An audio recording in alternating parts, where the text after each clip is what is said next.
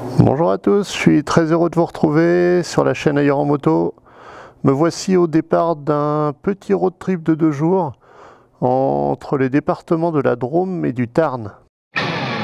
Dream big, boy, gonna make it. Stand tall, there's a higher road to take it. Let go of everything that you know and be wild in the mystery. Yeah. I've been in the darkness for 40 days.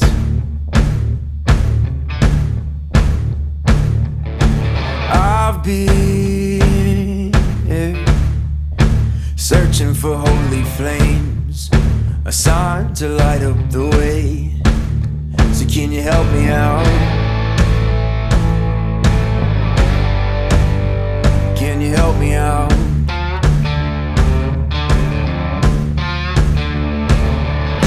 I've been more certain of truth before.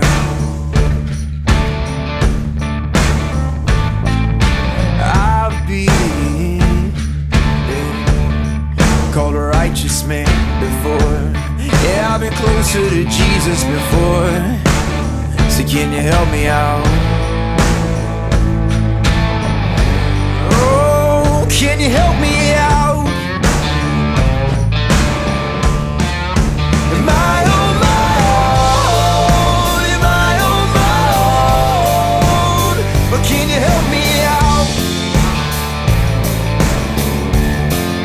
Am I on my own? Am I on my own? But can you help me out? Can you help me out? I've been scared to look in my soul. Mon itinéraire démarre depuis un petit village à l'histoire très fournie. À l'une des extrémités du département de la Drôme, une des portes d'entrée du parc naturel régional du Vercors, Saint-Nazaire-en-Royans, dont les terres étaient déjà prisées il y a plus de 15 000 ans par l'homme de Cro-Magnon qui a laissé des traces de son passage, ayant élu comme habitat la grotte de Thaïs qui se visite aujourd'hui. Un chef-d'œuvre naturel sculpté par l'érosion, laissant place à un labyrinthe d'une couleur si particulière. Saint-Nazaire-en-Royans fut également meurtri pendant la Seconde Guerre mondiale, bombardé, puis ensuite élu quartier général après l'invasion du Vercors par les troupes allemandes en 1944. Aujourd'hui, un charmant petit village, paisible et majestueux, où la rivière de la Bourne, après sa descente du Vercors, rejoint l'Isère, avec la particularité tout de même de passer avant cela au-dessous et au-dessus d'un spectaculaire aqueduc, mis en service en 1878 pour la mise en valeur des terres agricoles des plaines de Valence.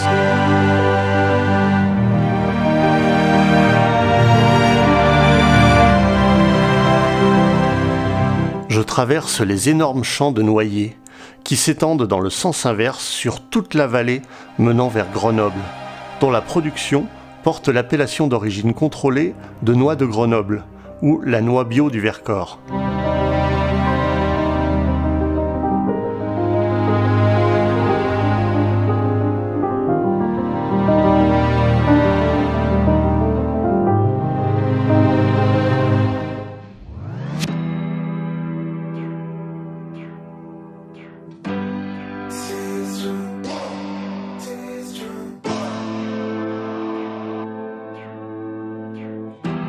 Je longe les contreforts du Vercors en direction de la vallée du Rhône. Un massif jonché de falaises calcaires, de gorges spectaculaires et de plateaux majestueux.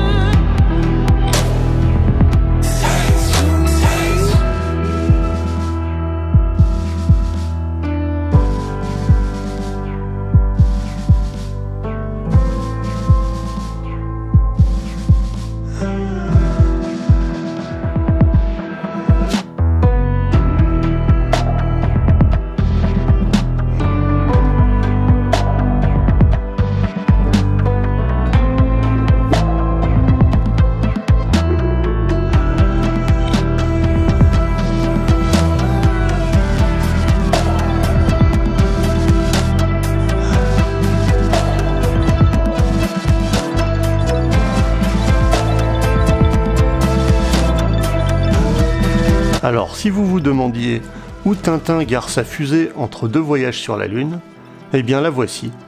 Elle est sur un rond-point à l'entrée du village de Chabeuil.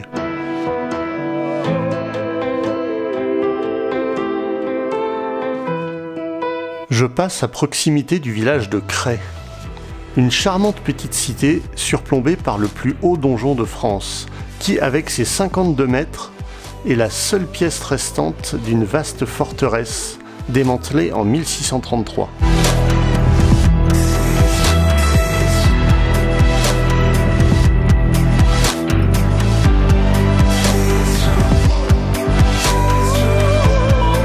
Je quitte la Drôme en franchissant le Rhône par ce pont qui me mène au Pouzin, porte d'entrée vers l'Ardèche.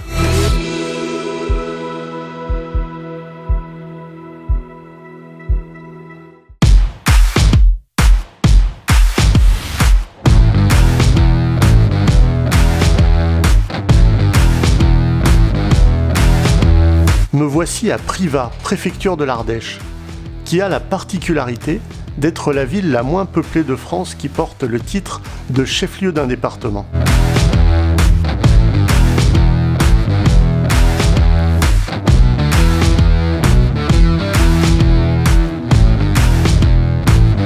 Je passe l'Escrinet, un col qui, avec ses 789 mètres d'altitude, ne mérite pas un apport en oxygène pour y survivre plusieurs heures.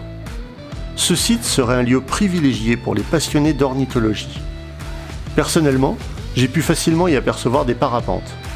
Mais je pense que ce n'est pas ce type d'espèce qui est observé ici.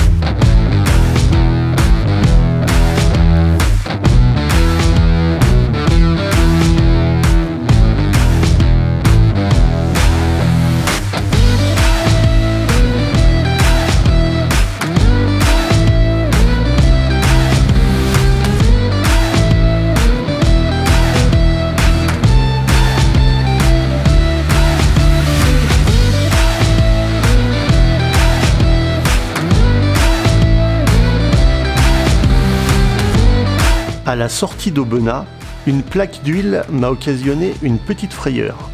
Je ne sais pas si c'est très perceptible à la vidéo, mais ça a glissé de l'avant, et ça fout la trouille.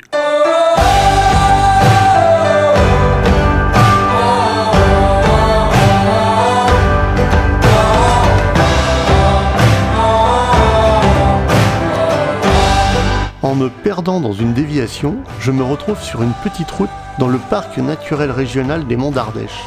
Ça n'était pas l'itinéraire prévu, mais la beauté du site me pousse à poursuivre sur ce tracé.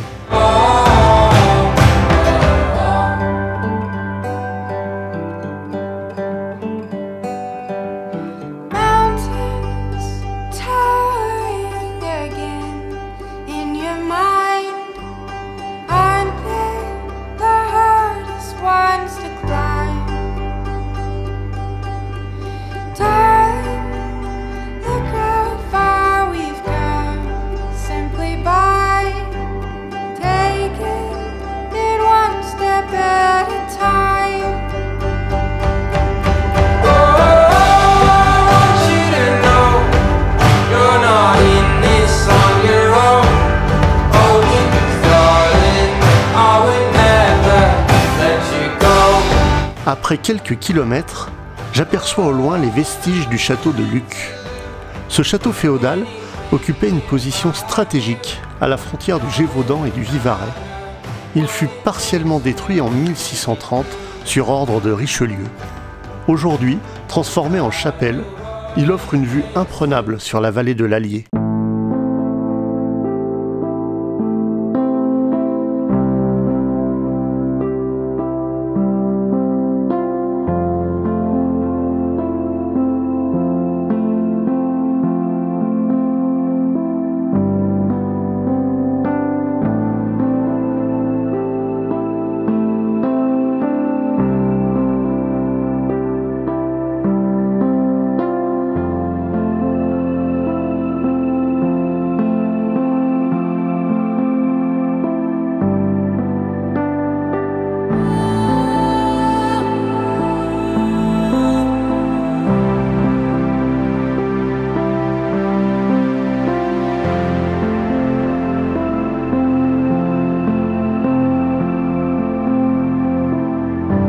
La suite de ma route vers Mende, et surtout l'heure tardive, m'offre un magnifique coucher de soleil sur les plateaux de Lozère.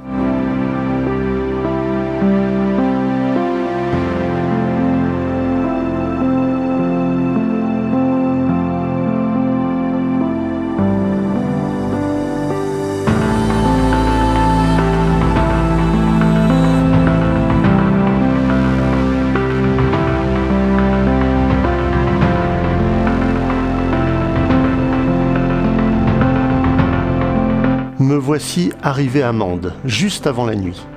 Pour ce soir, pas de bivouac, je manque d'esprit d'aventure. C'est un hôtel et un bon resto qui sont au programme. On se retrouve dans une prochaine vidéo pour la suite de ce périple vers le Tarn. Salut!